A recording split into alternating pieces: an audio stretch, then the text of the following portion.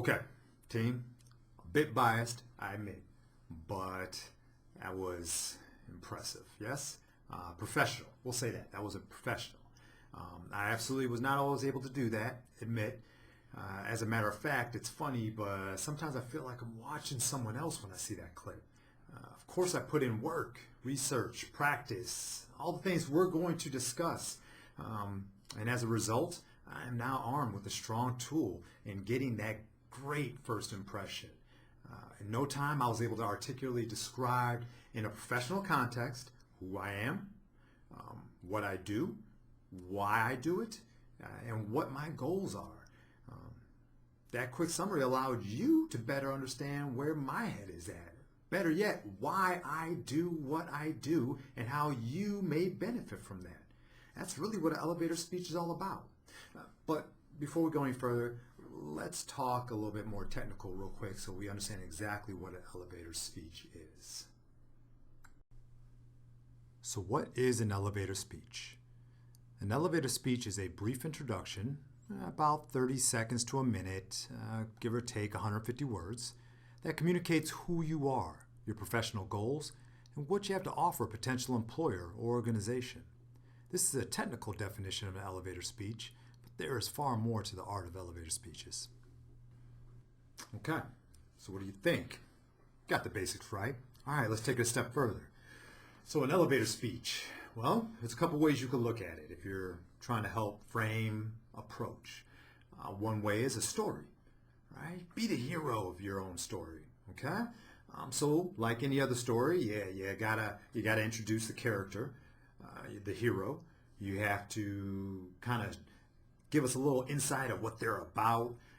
Then you have to provide some type of objective, mission, direction, and then maybe a few explosions or, well, all right, let's just go with actions, okay? Let's go with some actions. What do you do? What are you about? And what do you want to ultimately come up this conversation, okay? Another way to look at it is a commercial. Yeah, it's a sales pitch. Honestly, you don't want it to sound like a sales pitch, but that's what you're doing. You're selling yourself, right? So how would you go about doing that? How would you help the influencer understand the product that is you and have that influencer think, gosh, I sure could use that. That's your goal. So articulate yourself, show what your capabilities are, and show how those capabilities could be utilized by the individual you're speaking to. That's your job when you're delivering this elevator speech, okay? Oh, and just so we're on the same page, if at all you were confused, the influencer that I'm referring to is whomever it is you're speaking to, whomever it is you're delivering this to. And as we go through the slides, you'll see that possibly come up again, and hopefully you understand what we're talking about, all right? But let's get back into the meat and bones of an elevator speech. Let's see what we want to do when we put this together structurally. All right, team. Well, if this is your first time hearing about elevator speeches, no worries. You're not alone. Quite simply, there are 4 primary elements to an elevator speech: your introduction, your story, your objective, and your call to action. The introduction sets a stage as to who you wish to be perceived as. It is a tale of you and requires regular reflection, as the entire speech itself changes as often as you do. Well, if you have a new status, I think you might need a new introduction. The elevator speech itself isn't solely for face-to-face introductions either, but it is the basis for all introductions and should be reflected in all areas of your professional life. You can use this when you are updating your LinkedIn profile, or even how you may answer an interview question. You can identify yourself as a cybersecurity specialist, or if there's a particular organization you're fond of or have a great position within and you want to put that out there. Go ahead, that's your introduction. But keep in mind, as you get closer to graduation, you will want to start moving away from identifying yourself as a student and absolutely identifying yourself as a professional. Now your story, now we're going to step it up. You want to develop the story with your unique attributes, strengths, and other talents in a manner that emphasizes your why. In developing your story and your character, keep in mind why you are who you are and why you are doing what you're doing. The why is critical because that often is the strongest source of drive and direction. It'll help you keep consistent in the message and goal you're trying to deliver. You may change the how or the what of what you do, but the why is your purpose and heavily influences your choices and behavior. Remember, your influencer wants to know what they should expect and what they might get. To help draw out some areas of yourself to emphasize, think of things that you're good at. Now, do you think your influencer may want some of those things? Well, there you go. Put those down. And don't just mention that you like something. You have to frame it for them. Because remember, you really want to make that sale. I am a human resources professional with 10 years experience working for consumer products companies. Okay, all right.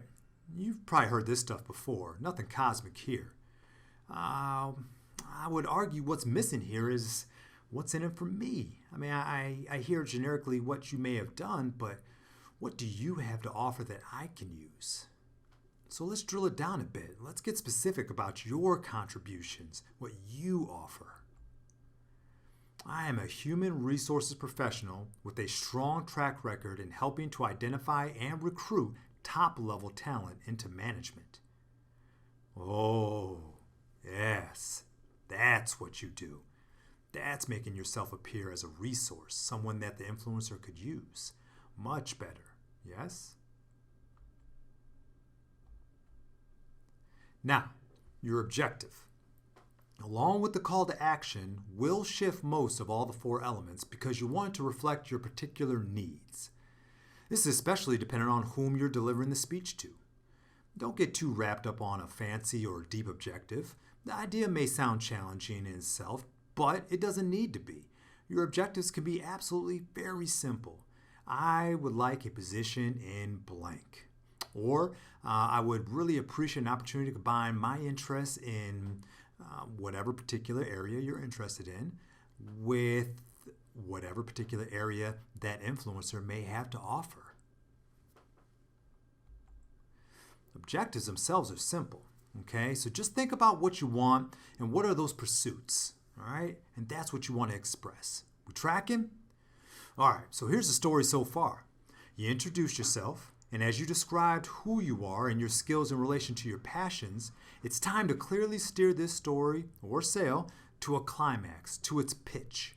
That should lead you into what you need from this talk, also known as your call to action. Finally, a call to action provides a clear expectation from this conversation. An example would be maybe you ask for a business card at the end. You want to go get something to eat, but you definitely want to keep in touch. And so if it's possible, you would love to have a card or some contact information. Maybe it's a LinkedIn connection or setting up an informational interview. Or maybe it's just to hear their story. Easy enough.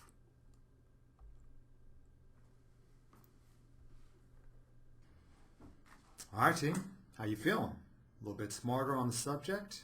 Okay. Still got a bit to go, and we're going to offer you some other avenues of thought on the same subject.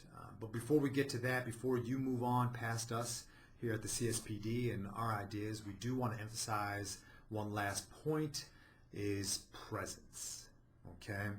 Everyone can exude presence, and it's not built purely on physical stature, how tall you are, big muscles, or anything like that.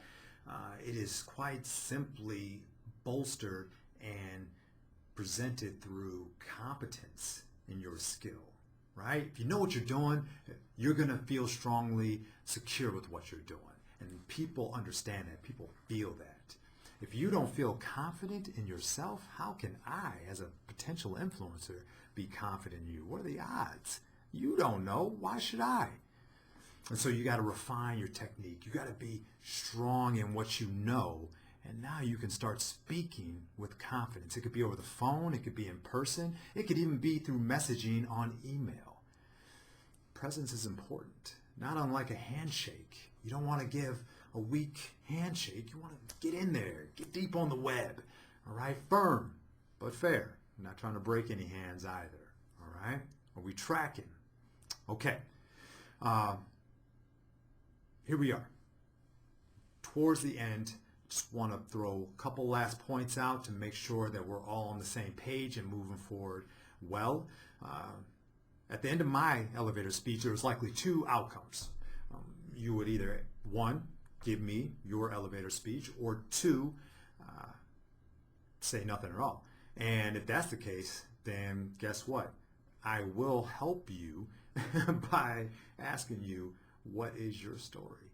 And hopefully you'll be ready to tell me your story. Let me ask you, had I asked you that earlier, would you have been willing to tell your story? Would you have been able to sell your story? Only you know the answer. I suggest you be honest with yourself. Is it challenging? Absolutely. No doubt about it. If you're not confident, have no fear.